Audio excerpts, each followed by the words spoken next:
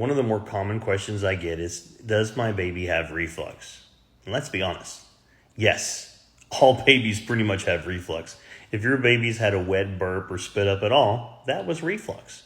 So the correct question is my baby's reflux bad enough to be treated? So let's talk about that. So babies, when we eat, and big people to be honest, eating's a one-way street. It should go in your mouth, down your esophagus, through your stomach, small intestine, large intestine, out. It should only go one direction. If it goes the other direction, that's reflux and that's abnormal.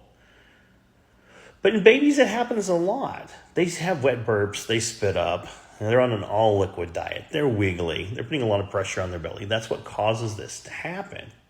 And so when do we consider it abnormal? Well, it has not really a lot to do with the amount or how often they're spitting up. It has to do with other things. So there's 3 reasons why I tell parents why we might need to treat for reflux.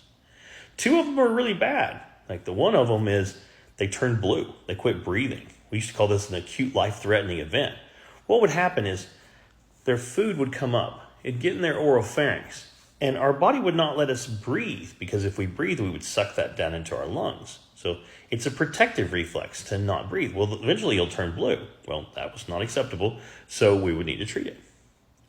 The second one is they spit up so much that they're not growing. They're not keeping enough in. So you might see that they're losing weight or they're falling down on their curve and not growing appropriately. The third, and by far the most common, is pain. We usually see this show up around the time they're a month old or a little older. This is where they've spit up enough that they've burnt their esophagus.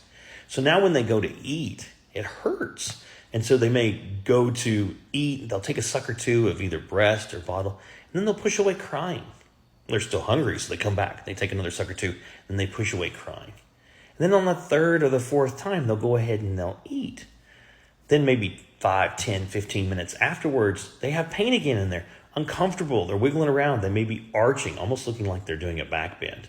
And, well, of course, that's not normal. All those things would mean that we need to treat. But what do we do? Well, some of the stuff we do is just try and decrease the chance of them spitting up. So we may burp them more frequently. We may keep them up for a longer period of time, so gravity's pulling the milk down instead of to their mouth. We may thicken their feeds if they're on formula.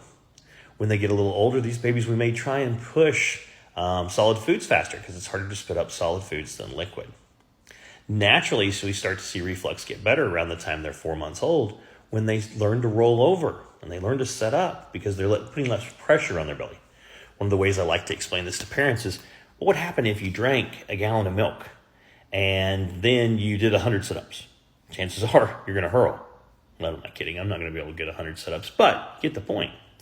So once they naturally have solid foods and it's thicker, once they learn to roll over and they're not putting so much pressure on their belly, then reflux usually kind of goes away. So we see the peak incidence where we need to treat reflux usually around the time they're 1 to 4 months old. And then it starts going down. So what do we do? Well, we don't have any medicine that makes you not throw up. The only thing we can do is we can decrease stomach acid. The first step we use is a medicine called Pepcid or famotidine usually, which decreases stomach acid by about half. If that doesn't work, we may go up to something like Prevacid or Prilosec, which decreases stomach acid by about 90%. It usually takes about 3 to 5 days before you can heal up the damage that was done to the esophagus, and then they start to have resolution of their symptoms. But you have to remember, these medicines, they're dependent on weight, and so as the baby grows, even if it was working, all of a sudden these symptoms could come back, and if they do, well, that just means that we need to increase the dose, so you need to let your doctor know. But you need to know that them spitting up is not going to be necessarily improved by the medicine. That's just not what the medicine does. So you're looking more for pain as an indication that the medicine's not working or that it's quit working. So hopefully this helps you with reflux. So does your baby have reflux? Absolutely. Almost everyone does. Does your baby need to be treated for reflux? You look for those 3 things.